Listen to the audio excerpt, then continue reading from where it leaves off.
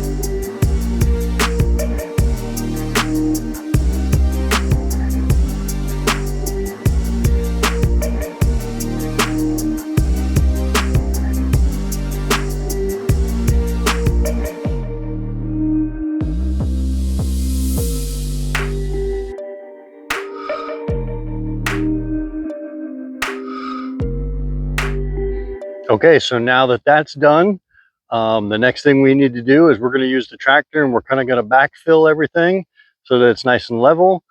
Maybe even put a little bit more dirt on the inside because I want to bring that level up just a little bit.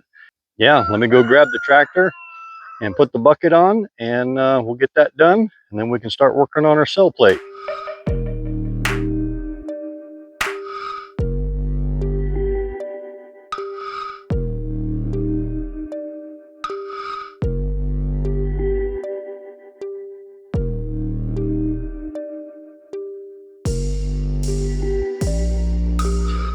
Okay, I am super happy with that. You'll notice that I only filled the inside of the building up to about the first layer of brick, but the outside of the building is right up just an inch or two below the top of the brick. So there's a lot of material that came out of this area, and I kind of spread it out of the whole yard. It's really dry. I hope we get some rain soon. See all that dust from all that dry sand, but I am super happy with that. I cleaned off the top of the block here to make a good contact surface for my sill plate, which we're going to get into right now. Okay, so you've heard me say it a couple of times now, sill plate. So you might ask, what exactly is a sill plate? So basically what we're doing here is we've got concrete against the ground. So the concrete's going to be fine, you know, if it gets wet or it gets ground moisture. And then we're going to transition to a wood structure. So the sill plate is this 2x4 that joins the two things together, the concrete and the rest of the wood structure. So we got to do a couple of things to make sure that it lasts a while. We're going to put a foam insulator because the concrete can get moisture in it, and we don't want moisture against our wood. Even though it is pressure treated, over time it'll still rot. So we're going to take some construction adhesive. We're going to put that on the concrete. Then we're going to put our foam pad down, and then we're going to a little bit more construction adhesive on top of that. And then we're going to put our 2x4 on top of the foam pad. And then finally, we're going to drill into the concrete through the wood and attach it really strong with these Tapcons that are going to go through the wood and into the concrete and make it storm proof, make it really strong. Okay, well, that's the next step I'm going to get into, and we'll see how we do.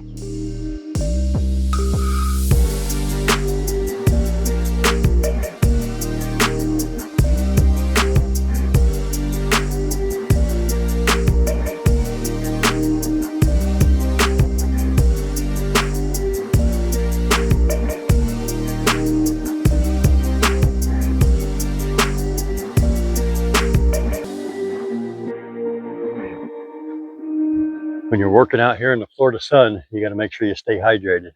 Cheers.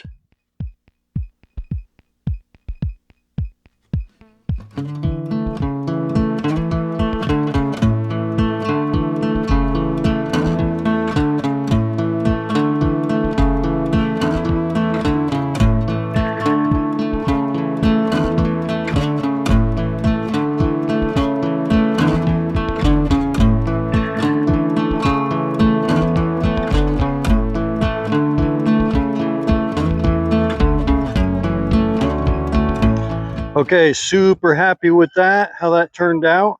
I don't know if you noticed, but you know, when I filled the holes of the cinder blocks with concrete, that concrete is fresh and it's really not that strong because I did the dry pour. So I put my tap cons in the cross members of the cinder blocks. So it should be really strong, but I'm really happy how that turned out. My sill plate is perfectly shaped. When I was measuring, all the measurements were the same on both sides, so it's square. I left my door opening here. I left it a little bit wider. I want a 32-inch door. I made it a little bit bigger so I can put my door frame in there. And man, we are good to go. So at this point, we are ready to start building some walls. So I got to get some stuff set up and let's see what we can get done. Okay, here we go. I got my, the only two things I really should need to build rough structure.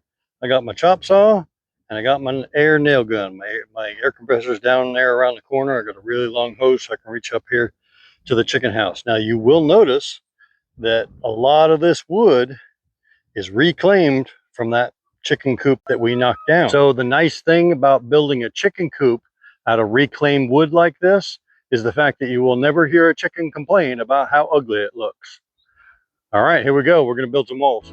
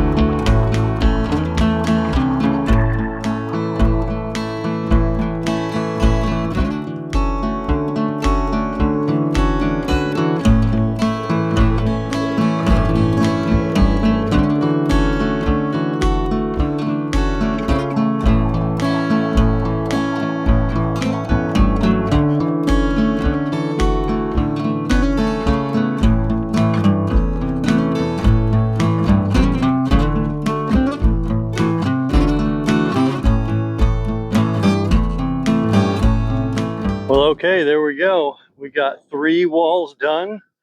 I know before anybody else points it out, I'm going to point it out myself. Yes, I scabbed wood together to make a full wall joist. And I also did a kind of an oddball on the corner here. I started 6 inches away from the corner. I'm hoping to do something interesting or different with the siding. So that's kind of why I did that on purpose. I hope it works out in the long run. I did use mostly pressure treated. I got a couple of non-pressure treated up at the top. Hopefully the weather won't bother it up there. It'll have a nice roof on it eventually. And you know, I know it looks ugly and it's not up to code, quote unquote, for having wall joists kind of scabbed together like that. But again, I go back to chickens never complain about how I build things. So as soon as they start complaining, maybe I'll change how I do things. But for now, unfortunately, that's all the time we got for this weekend. We made some really awesome progress. We got 3 walls up. Come back next time. We're gonna keep going. We got to do the doorway wall. We got to get some sheeting on it. We got to work on a roof. Still got a whole bunch of things to do, but boy, we really knocked it out of the park this weekend. We got a lot of stuff done. All right, well, hey, do me a favor. If you find my videos fun or interesting, or maybe you learned something, give me a like or a follow if you think I deserve it. And Don't forget to stay awesome, spread some kindness, and know that you are valued. Thanks a lot. We'll see you next time.